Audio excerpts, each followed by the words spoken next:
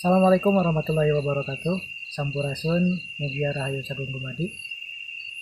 Hari ini perjalanan pertama saya menelusuri tempat-tempat yang konon menurut penduduk setempat di sini sering terjadi kejadian aneh atau yang dibilang kejadian-kejadian mistis.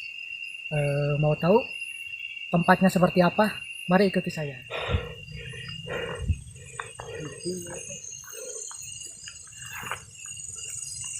Perjalanan hari ini lumayan cukup berat ya medannya, karena kepenasaran kita dari tim Wanci Sarupnya ingin mengetahui tempat yang konon katanya sering terjadi kejadian-kejadian aneh, makanya kita rela sampai jauh-jauh ke sini. Oh ya, lokasinya ini berada di Bandung Utara ya, sekitaran Bandung Utara. Katanya sih menurut penduduk setempat sering terjadi suara orang yang sedang memukul gamelan, katanya seperti itu. Untuk selanjutnya mari kita lakukan penelusuran lagi, melihat tempatnya seperti apa. Baik, sekarang kita udah sampai ya di lokasi yang konon katanya sering terjadi kejadian-kejadian aneh menurut penduduk tempat yang ada di sini. Namun kita juga tidak kesini tidak sendirian ya, tapi ditemani sama salah satu putra daerah yang ada di Bandung Utara ini. Jadi kita tidak akan menjelaskan tanpa adanya narasumber. Makanya kita juga minta ditemani oleh salah satu putra daerah yang ada di Bandung Utara ini. Ya Kang, bisa mendekat ke sini Kang. Assalamualaikum Kang. Waalaikumsalam. Perkenalkan, nama saya Arya dari tim Wanci Sarupnya. Kedatangan kita ke sini salah satunya pertama untuk bersilaturahim ya Kang ya. Yang kedua untuk menelusuri tempat-tempat yang konon katanya menurut penduduk setempat di sini sering terjadi kejadian aneh seperti ada suara, tapi berbunyinya itu bukan di siang hari tapi di malam hari. Sebelumnya saya mau bertanya mengenai sejarah batu yang ada di sini dulu, bagaimana, kemudian apakah benar kejadian-kejadian yang sedang dialami oleh penduduk setempat belakangan ini. Oke, bismillahirrahmanirrahim. Assalamualaikum warahmatullahi wabarakatuh. Jadi begini, ini itu kan udah masuk perbatasan hutan ya. Awalnya kesini itu dulunya pada zaman masa Belanda, kata orang tua saya juga ya. Jadi kesini itu masuk mobil. Jadi katanya, nih yang di atas saya ini, ya. Ini ada batu. Kalau orang sini nyebutnya batu niung. Oh, batu niung. Katanya konon mobil kenapa dulu sampai masuk ke sini itu, katanya batu ini itu salah satu batu yang dipakai pondasinya untuk pembangunan gedung sate.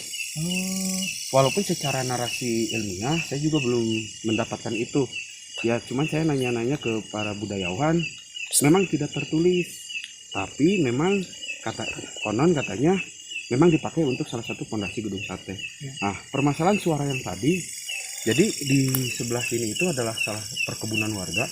Kalau musim kemarau, malam-malam itu warga ngebor kata orang sini makan. Menyiram tanaman karena kekurangan air hujan. Malam-malam suka pada kesini, jadi nyari air buat nyiram tanaman. Nah, konon katanya beberapa orang sering mendengar adanya suara gamelan dan pusatnya dari sini katanya. Saya juga jadi agak merinding nih ceritanya. Iya sih, udah mulai kerasa sih. Iya, cuman wallahu alam masalah kebenaran atau enggaknya, karena ini kan bisa jadi mitos atau memang mistis yang dipercayai oleh masyarakat sekitar. Perkembangannya sejauh ini memang sudah bukan satu orang dua orang, tapi ada beberapa orang. Nah, nanti biar lebih jelasnya, jadi di sini itu ada sejarawan lembur di sini, sejarawan daerah sini yang memang menelusuri sejarah mitos juga yang ada di daerah sini. Karena memang narasi beliau itu saya pernah ngobrol, bilangnya begini, kenapa mitos itu harus diangkat supaya tidak mendekat kepada kemusyrikan, Kang? Iya. Nah, jadi mitos itu ini benar atau enggaknya bagaimana menurut, karena di sini alhamdulillah mayoritas beragama muslim. Jadi bagaimana sudut pandang dari agama muslim itu sendiri tentang membongkar adanya mitos itu tersebut, mungkin seperti itu. Iya. Baik, cukup menarik ya Kang ya. seperti yang dikatakan tadi, mungkin untuk mengetahui sejarah lebih lanjutnya nanti kita akan mewawancarai seorang sesepuh yang berada di daerah ini. Mudah-mudahan ketemu ya benang merahnya ketika kita mewawancarai seorang sesepuh yang ada di sini. Terima kasih ya Kang ya. Oke. Terima kasih ya atas waktunya. Mudah-mudahan bisa bermanfaat, dan kalau bisa gini Kang, saya sarankan mudah-mudahan mitos itu artinya biarkan menjadi cerita legenda, Ya. tapi kalau bisa kebenarannya diangkat supaya tidak menjerumus kepada kemusyrikan. Nah, itu sepakat Kang. Jadi Ya. bukan hanya di daerah sini, mungkin seluruh Indonesia juga saya pengennya seperti itu. Jadi mitos itu supaya diangkat kebenarannya itu supaya tidak menjerumus kepada kemusyrikan Ya, seperti ya. itu. Betul, betul. Terima kasih. Baik. Begitu saja ya sahabat ya. Untuk lebih lanjutnya, mari kita pergi ke rumah seorang sesepuh yang ada di sini. Oleh karena itu, mari ikuti saya.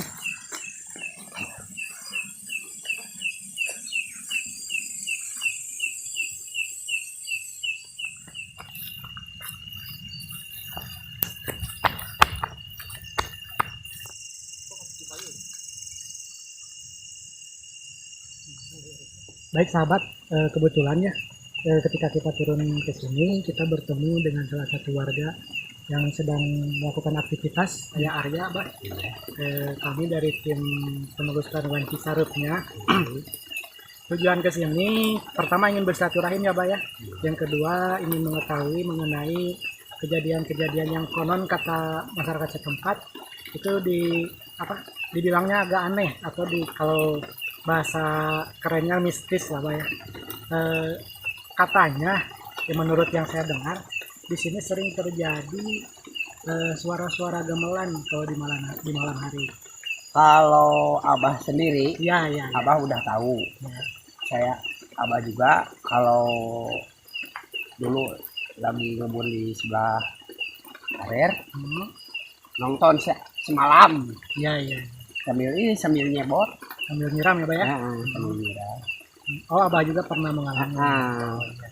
Tapi memang cerita itu benar adanya, bukan Nah. dibuat-buat ya. Tapi Abah juga yang kena cuma satu orang, Ya. yang lainnya ini mah Ya. enggak kena semua. Ya. Cuman satu orang ada yang kena, tapi dia nggak mau bicara, cuman kena doang. Ya. Tapi Abah mah biasa aja lah, biasa ya. Biasa. Ya udah, Bah, makasih Bah ya atas informasinya. Mudah-mudahan ini bisa jadi salah satu referensi, Bah ya. Ya. Atur nuhun, Bah. Atur nuhun pisan. Ya.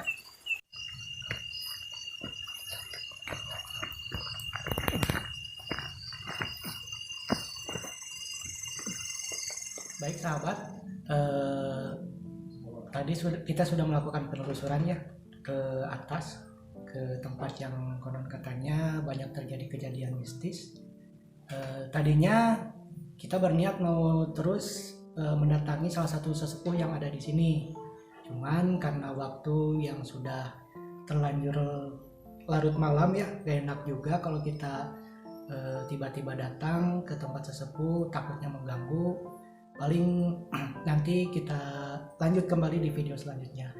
Namun di tengah perjalanan tadi saya bertemu dengan salah satu warga yang sama mengalami kejadian mistis tersebut. Namun warga tersebut tidak mau didokumentasikan karena dia tidak mau dimunculkan ya nama dan wajahnya. Makanya kita cuma bisa merekam suaranya aja. Selanjutnya nanti kita dengarkan suara dari warga setempat tersebut mengenai pengalaman mistis yang dia rasakan di gunung yang berada di seputaran Bandung Utara ini. Saya pernah ningali mulut badag lain babadaga. Malah si Apep teh keur leutik keur umur 3 tahun. Muling. Salah mah. Ngaliwat mah poe balungan kok. Anu katingalina ku Abah mah. Tapi pas nempokan ieu nempokan ke pelakan, Abah nu kagalai. Padahal ngaliwat ke kebon. Ya lain ngaliwat justru ka tengahan. Ngan cek Abah teh sakieu da cicing teh di saung. Ngan saung teh bilikna ku plastik. Wae king teh dek ngaliwat mah ngan ulah baru sak pelakan. nya alhamdulillah manehna teh henteu aing ngaruksak peplakan mendauh tapak-tapak macan Ya, ya. ngan cuman katingalina wungkul gitu katingali oh bener dan bahaya teh cinggain rek maturan mah Ya, harus. dan abah mah tiap nyin saung tiap aya dudukan di beuting jadi maksudnya teh boh urang dieuna teh supaya ulah naon ulah ngaganggu Harus. jadi manehna geus we tutasi dulu Ya. di barang itu kan budak orang kan di kebon gitu tentang bujung-bujung budak senajan sekolah ulah ganggu manehna erek waktu nagawe jam berendah gawe lah abah oge kan seperti itu kan Iya, harus. masing-masing boga gawe ngan cuman ulah silih ya gak ganggu. Sahabat tadi sudah mendengarkannya rekaman dari warga setempat yang tadi. Tadi kan memakai bahasa Sunda ya karena kebetulan warga tersebut tidak begitu fasih untuk berbahasa Indonesia, makanya saya akan mencoba menceritakan kesimpulan dari yang beliau katakan tadi. Menurut beliau, dia pernah suatu ketika dia pernah datang ke gunung belakang ini. Beliau pernah melakukan penyiraman di musim kemarau, namun pada malam hari ya.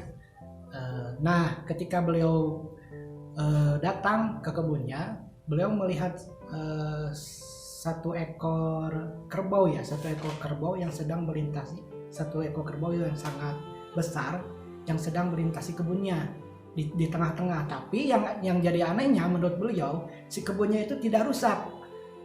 Kebayangkan sahabat, kerbau yang begitu besarnya melintas ke tengah-tengah perkebunan, tapi si kebunnya tidak rusak sama sekali.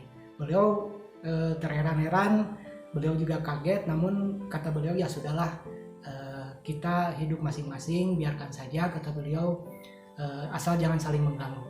Intinya seperti itu.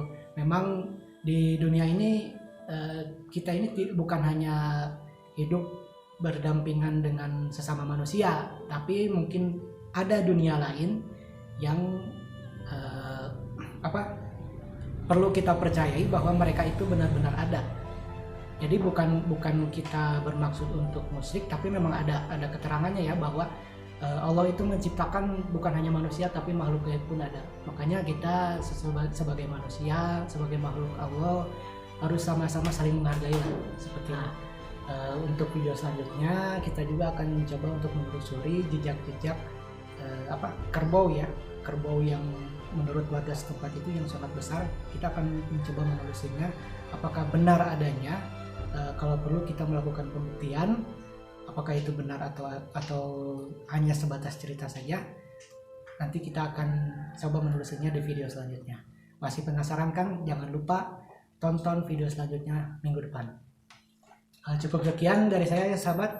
Sampurasun, mugia rahayu sagung gumadi. Wallahu muwaffiq ila aqwamit thoriq. Wassalamualaikum warahmatullahi wabarakatuh.